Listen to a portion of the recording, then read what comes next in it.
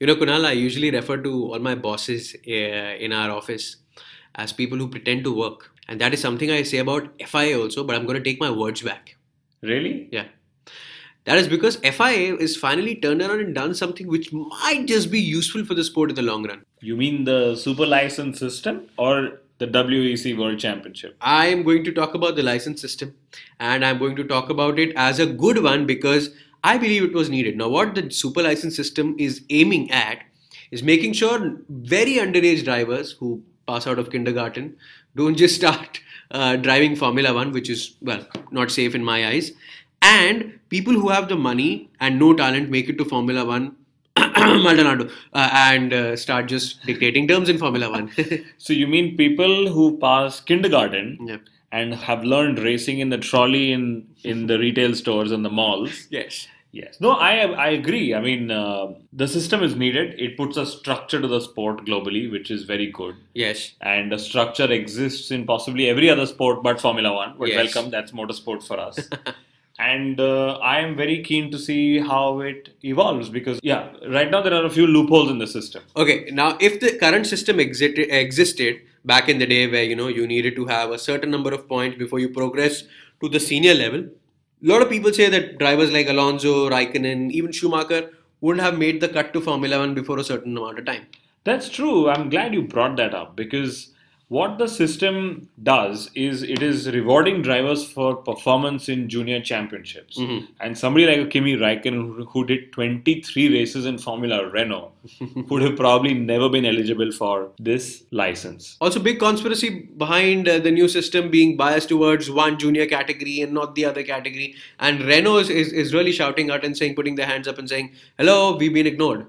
Yeah, it's a very strange thing. Renault has won the last 4 world championships in Formula One. Okay.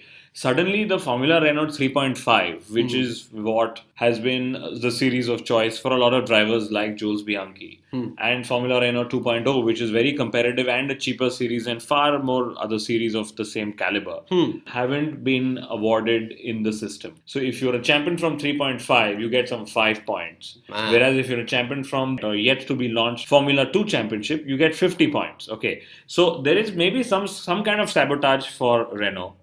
Hopefully that'll get corrected. Things like DTM and Formula E have not even been considered, which probably would have been great training grounds for Formula One drivers. Yeah, and I'm so glad you brought that. It slipped my mind in a lot of ways. Paul Di Resta came into Force India via DTM, and look, he did a really good job.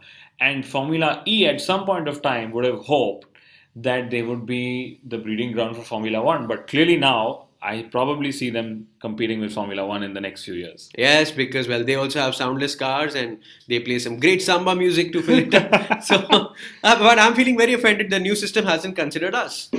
What? Yeah, the Inside Line F1. I think every driver that features here should also get 5 rewarded license points. Plus, every driver that shares our podcast and subscribes to it should get 10 points because, well, we are worth it. We are not the only ones actually fighting endorsements. Mclaren is too. Mclaren, a team which has probably won 1 in every 5 Grand Prix that they have entered in the history of Formula One, does not have a title sponsor. They didn't have one last year. They won't have one this year until and unless somebody really good with the moolah comes by. Yeah, it's a little strange that a team as iconic as McLaren is struggling for sponsorships and that to a title sponsor. And I don't know if it's a case of them trying to sell too expensive or the case of there being no money for Formula One. No, I believe now they have the perfect endorsement in position because both Alonso and Jenson Button don't want to shave very often. So I guess Gillette could be the deal for them. Yeah, and Gillette also stands for the best a man can get. And currently McLaren is what the best Alonso and Button can get. Their turbo engines could be well called Mark III turbos. My God. Lack of money coming in with some bad news also. South Korea has not been able to give their fees for Formula One this year. And Bernie has said, okay, out of the door you go. No Grand Prix for you. Not a track that I'm going to miss, but it just goes to show that nobody in Formula One has money. Then who does, and why is it the most expensive sport in the world? I have no idea. But I tell you who probably makes money, Rishi. Yes. Okay. The guys who probably make money are those guys who wear helmets and, have some swag in the paddock and sit in the cockpit and drive really fast. The drivers make money. And, the next point for us to joke about is Hamilton's reported 3-year deal offered by Mercedes. Yes, 20 million a year has been promised to him. They're really trying to, threaten him with talks like, oh, we have Alonso and Bottas and Ara, and if you don't sign, then we have replacements. But let's face it, Lewis wants to win. They want to win. They will sign, and they will sign for the amount that comes to the table. I wish there was an amount coming to our table, Rishi, because this is the 4th season. We've been distributing for free. Absolutely. But, I'm glad you brought this whole thing of who makes money, because I don't know who makes the money in the sport. Yeah. Circuits don't make money. Promoters, marketing people complain they don't have the money.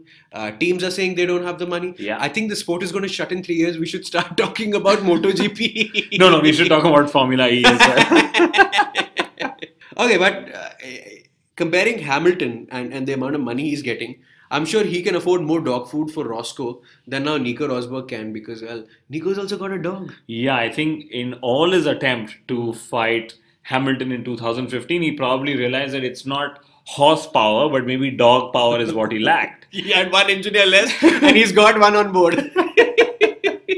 Okay, but the new Mercedes contract for Lewis Hamilton also means that this is the end of the road for an Alonso driving for Mercedes or a Bottas driving for Mercedes, because, well, when they have the champion, they will not need another championship driver, and Rosberg is doing a great job. So who else can you win with if not Mercedes?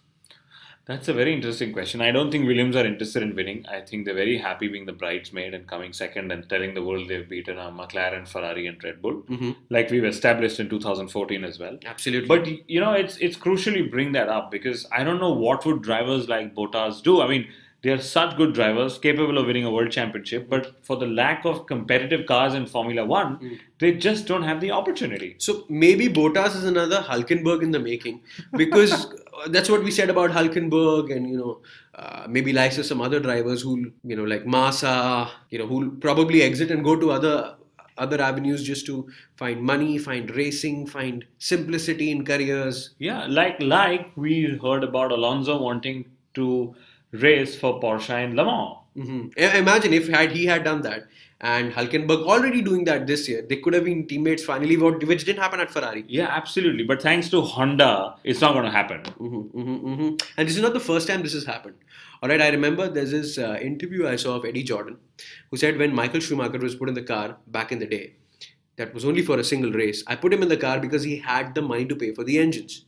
I didn't have the money. It's not that he was faster than Frenzen. He just had the money. So, this happens, and it's been happening, and it, I guess, will dictate Formula One for a bit. For quite a while, till such time the sport doesn't evolve into a business model. Right now we are chasing strategy and efficiency instead of chasing power and competitiveness. Yes, power. The PowerPoint is here in front of me. 1,000 BHP engines being proposed in the near future. Wider tires being proposed in 2 years. Will it work? Now, my deal is it's just getting too complicated. I need to learn so much more as a consumer, and you and I are experts over here talking about the sport. If we're finding it heavy with the whole 3 tokens and 2 tokens and 40 tokens. Yeah, that token bit is an absolute mess. The best thing for Formula One would be to sit down and say, hey, listen, we will never be environmental friendly.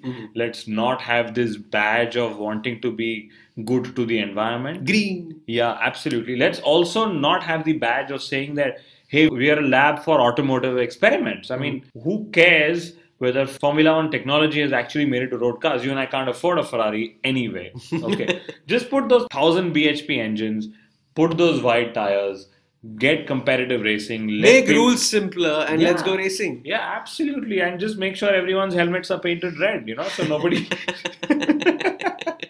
Well, some helmets not painted red will be shining this week, because this week is the online launch live streaming of the Sahara Force India F1's 2015 car, which will be our first taste of the front wings, if I may say. So, I'm curious to see the new front wing and the new force. Yes, feel the force. I hope the force is with Sahara Force India F1.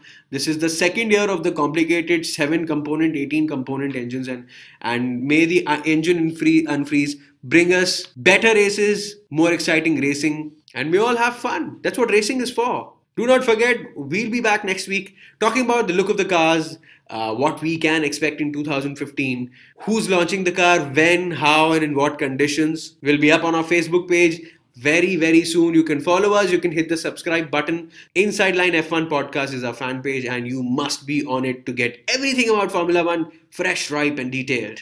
Especially the humor, because we're the only ones who add it. Woohoo!